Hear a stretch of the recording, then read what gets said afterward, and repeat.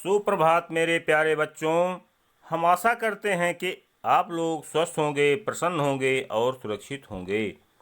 आज मैं पुनः आप लोगों के समक्ष इस मॉड्यूल में काल के साथ उपस्थित हुआ हूँ, जिसमें हम लोग वर्तमान काल व भविष्यत काल की परिभाषा तथा उसके विविध भेद और उदाहरण को जानेंगे तथा समझेंगे।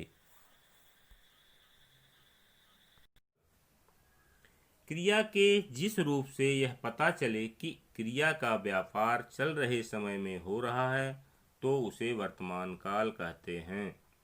उदाहरण, रमेश खेलता है, विनय खेल रहा है। तो देखते हैं वर्तमान काल के भेद। वर्तमान काल के 3 भेद दिए गए हैं। पहला है सामान्य वर्तमान काल, दूसरा पूर्ण वर्तमान काल, तीसरा संदिग्ध वर्तमान काल। चलते हैं इन विभिन्न भेदों पर। पहला हमारा है सामान्य वर्तमान काल। क्रिया के जिस रूप से क्रिया का वर्तमान समय में सामान्य रूप से होने का पता चले उसे सामान्य वर्तमान काल कहते हैं। उदाहरण, महेश खेलता है, समीर पढ़ता है। दूसरा हमारा है अपूर्ण वर्तमान काल।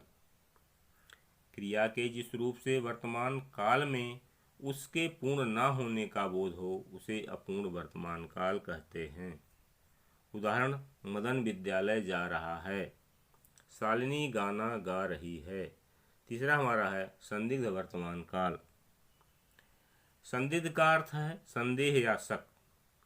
क्रिया के जिस रूप से उसके वर्तमान समय में होने में संदेह का बोध हो उसे संदिग्ध वर्तमान काल कहते हैं। उदाहरण, सीमा पढ़ रही होगी, मोहन आ रहा होगा। तो आगे चलते हैं हम लोग भविष्यत काल पर। भविष्यत काल, क्रिया के जिस रूप से यह पता चले कि क्रिया आने वाले समय में होगी उसे भविष्यत काल कहते हैं। उदाहरण, पिताजी बाजार जाएंगे, संध्या के समय वर्षा होगी। तो देखते हैं भविष्यत काल के कितने भेद हैं। भविष्यत काल के 2 भेद हैं। पहला हमारा है सामान्य भविष्यत काल और दूसरा है संभाव्य भविष्यत काल। चलते हैं सामान्य भविष्यत काल। सामान्य भविष्यत काल, आने वाले समय में क्रिया के सामान्य रूप से होने की सूचना देने वाला क्रिया रूप सामान्य भविष्यत काल कहलाता है। उदाहरण, मैं पुस्तक पढ़ूंगा, वह बाजार जाएगा। दूसरा हमारा है संभाव्य भविष्यत काल। जब आने वाले समय में क्रिया के होने अथवा करने की संभावना पाई जाए तब संभाव्य भविष्यत काल होता है। उदाहरण, शायद वर्षा होगी, संभव है वह जीत जाए। तो आज हम लोगों ने इस मॉड्यूल में कितना सीखा, तो आइए चलते हैं कुछ बहुविकल्पीय प्रश्नों पर। पहला प्रश्न हमारा है, वर्तमान काल के कितने भेद हैं? इसके 4 विकल्प दिए गए हैं, क 2, ख 5, ग 3 और घ 6। बच्चों, आप लोग सही विकल्प का अंदाजा लगा लिए होंगे। इसका सही विकल्प होगा ग 3। प्रश्न नंबर 2, क्रिया के जिस रूप से यह पता चले कि अभी क्रिया जारी है, समाप्त नहीं हुई है, वहाँ कौन सा काल होता है? इसके 4 विकल्प दिए गए हैं, क सामान्य वर्तमान काल, ख अपूर्ण वर्तमान काल, ग संदिग्ध वर्तमान काल और घ इनमें से कोई नहीं। बच्चों, आप लोग इस विकल्प से सही विकल्प का अंदाजा लगा लिए होंगे। तो सही विकल्प इसका क्या होगा? सही विकल्प होगा अपूर्ण वर्तमान काल, ख।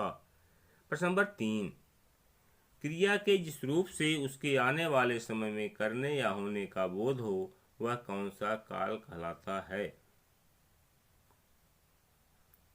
इसके 4 विकल्प दिए गए हैं, भूतकाल, ख वर्तमान काल, ग भविष्यत काल और घ इनमें से कोई नहीं।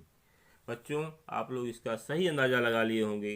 इसका सही विकल्प होगा ग भविष्यत काल। प्रश्न नंबर 4, शायद वह तुम्हारे घर आए वाक्य में प्रयुक्त काल है। इसके 4 विकल्प हैं, क संभाव्य भविष्यत काल, ख सामान्य वर्तमान काल, घ पूर्ण भूतकाल और घ सामान्य भविष्यकाल। बच्चों, आप लोग प्रश्न के सही विकल्प का अंदाजा लगा लिए होंगे। इसका सही विकल्प होगा क, संभाव्य भविष्यकाल। तो आइए अब हम लोग चलते हैं कुछ अभ्यास के प्रश्नों पर। निम्नलिखित प्रश्नों के उत्तर दीजिए। क, संदिग्ध वर्तमान काल से आप क्या समझते हैं? इसके 2 उदाहरण दीजिए। ख है, संभाव्य भविष्यत काल और संदिग्ध वर्तमान काल में अंतर स्पष्ट करते हुए प्रत्येक के 2-2 उदाहरण दीजिए। धन्यवाद।